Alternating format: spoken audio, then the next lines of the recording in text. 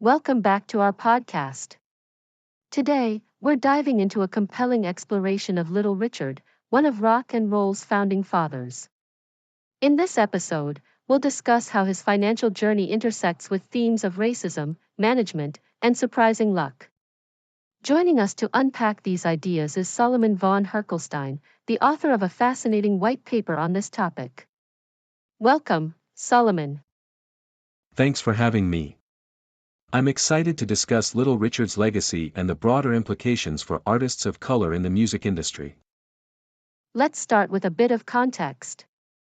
You argue that while racism played a role in the challenges Little Richard faced, it's not the only factor. Can you expand on that?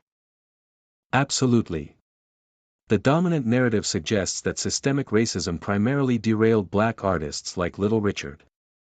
While racism certainly existed, it's crucial to recognize that many white artists also faced severe financial setbacks.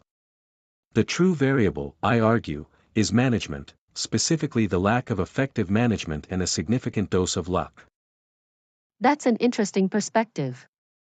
You highlight that Little Richard's contracts were incredibly exploitative. Can you give us a brief overview of what those contracts looked like? Sure.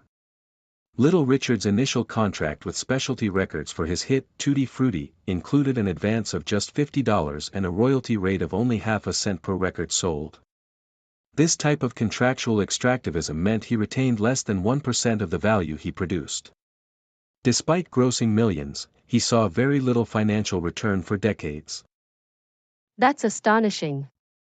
And given his influence on rock music, it's shocking to see such a lack of remuneration.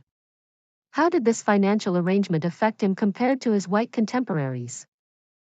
It created a brutal disconnect between his contributions and his earnings.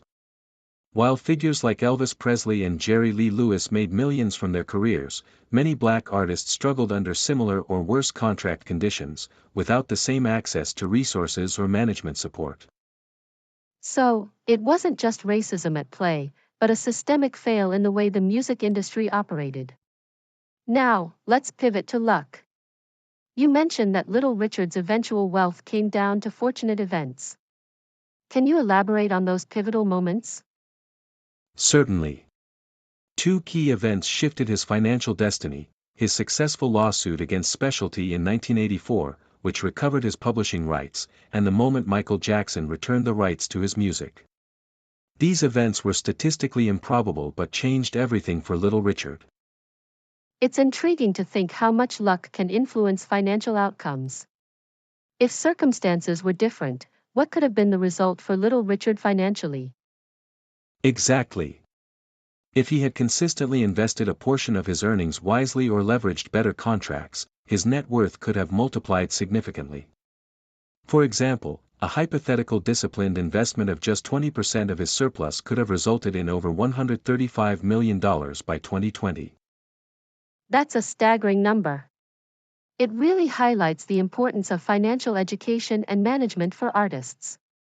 How do you see this as a takeaway for today's asset managers working with artists? The key takeaway is the importance of better management practices and financial literacy. Understanding market dynamics and investment strategies can drastically improve an artist's financial standing, regardless of their race. So, it boils down to management, strategy, and yes, a bit of luck. Before we wrap up, any final thoughts on what we can learn from Little Richard's case? It's critical that we don't oversimplify complex histories into just narratives of race. While racism undoubtedly has had destructive effects, let's also recognize the role of systemic issues, management, and the sheer unpredictability of luck. This broader view offers a fairer analysis of not just Little Richard's journey, but all artists' financial fates. Thank you, Solomon. You've given us a lot to think about regarding the intricacies of financial success in the music industry. It's a compelling reminder that history is often shaped by many factors, including luck. We appreciate you sharing your insights today.